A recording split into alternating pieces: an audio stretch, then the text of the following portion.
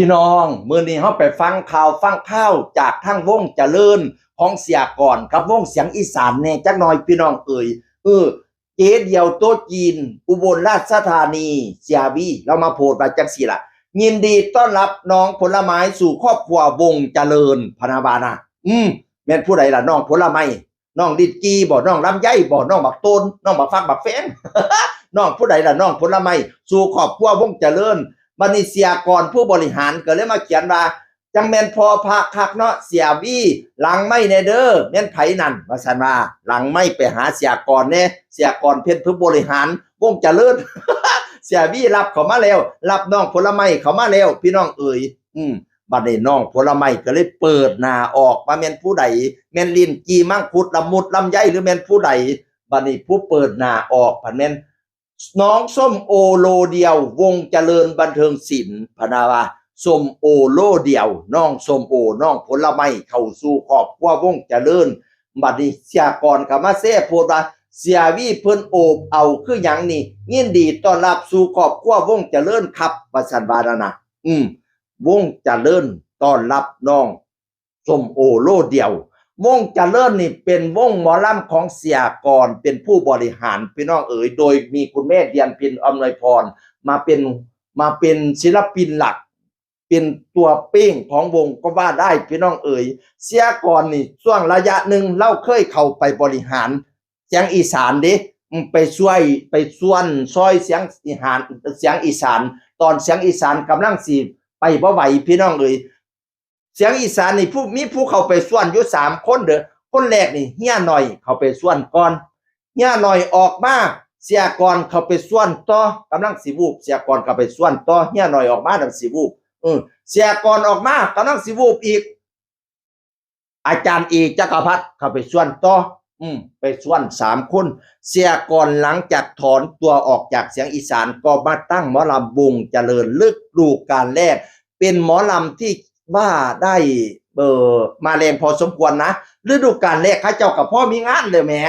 บ่แม่นธรรมดาเด้ก็สิยืนด้วยลำแข้งเจ้าของโดดยังเบ็มีงานตลอดฤดูกาลให้ลูกน้องได้เฮ็ดเนี่ยวงเจริญเป็นวงที่สุดยอดอีกวงหนึ่งคือกันพี่น้องเอ่ยเสียก่อนเราเคยเขียนโพสต์ว่าสาเหตุที่ตั้งชื่อหมอลำวงเจริญเพราะถึงใครจะบอกว่าให้เจริญขึ้นหรือเจริญลงในนั้นมันก็มีคำว่าเจริญอยู่เหมือนเดิมเจริญก็คือเจริญงงไหมวาสนา วงเจริญไก่เจริญให้ปังเด้อเสียก่อนเอ่ยบัดนี้ไปเว้าถึงน้องส้มโอโลเดียวเป็นผู้ใดน้องส้มโอมาจากไหนน้องส้มโอเป็นตลกจากวงเสียงอีสานทำไมได้ออกจากวงเสียงอีสานมันมีที่ไปที่มาอาทิตย์ที่แล้วนี่น้องส้มโอโพสต์โดเดือดนะน้องส้มโอโพสต์แตกแล้วโพสต์ว่ายิ่งจะปิดวงยิ่งมีแนวให้ใจออกยิ่งสิปิดวงแห่งมีแนวให้ใจออกนั่นแม่นอีหยังล่ะเกิดอีหยังล่ะในวงเสียงอีสานในตอนนั้นพี่น้องเอ่ยโพสต์ต่อมาแล้วก็โพสต์อีก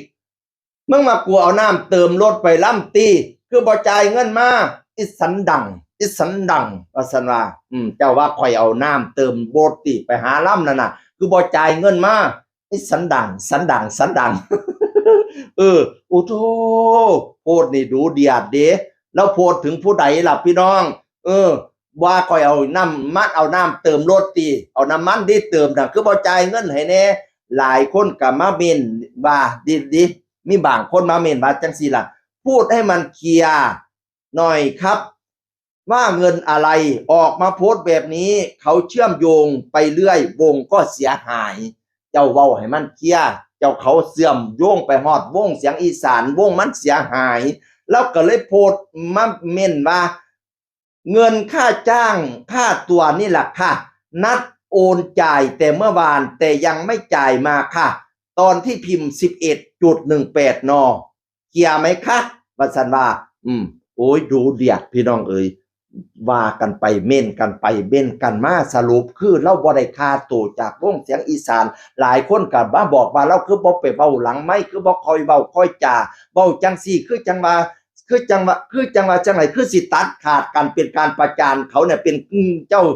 ไปทำมาหากินวงอื่นได้บ่เจ้าเฮ็ดจังซี่น่ะนะ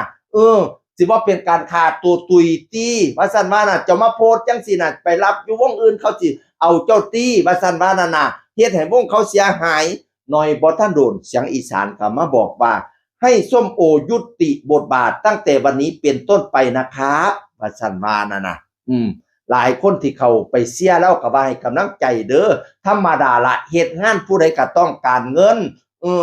เว้าเงินนี่เป็นเรื่องสำคัญต้องตกลงเว้ากันให้ตกแตกสิจ่ายมื้อนั้นมื้อนี้นั่นน่ะเพราะทุกคนทำงานล้วนแต่ได้เงินทั้งนั้นคนที่เข้าข้างส้มโอเด้อพี่น้องเด้อกันกับนี้แตกเป็น2ฝั่ง2ฝ่ายเนาะอันสิเว้าไปเว้ามาก็จักจังได๋บุก็บ่ออกความเห็นอะไรทำไมทั้งสิ้น แต่มีคนป่ามากแล้วออกจากวงนี้สิไปอยู่วงใดได้บ่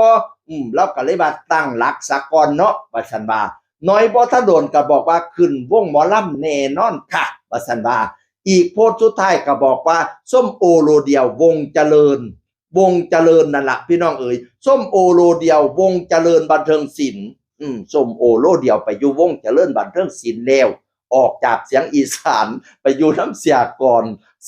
นก็เคยมาส่วนเสียงอีสานแต่ก็ได้ออกไปส้มโอมาอยู่ตลกเสียงอีสานก็ได้ออกไปโอ้วงการหมอลำเนาะมันก็มีข่าวให้เฮาเว้าค่อยบ่วิเคราะห์วิจารณ์อะไรทำไมทั้งสิ้นแล้วแต่พิจารณาของแต่ละผู้แต่ละคนพี่น้องเอ๋ย ว่าเหตุการณ์บ้านเมืองเป็นอย่างนี้ทุกท่านว่ายังไง จากเสียงอื่นคนเก่ามาเว้าสู่ฟังสวัสดีครับ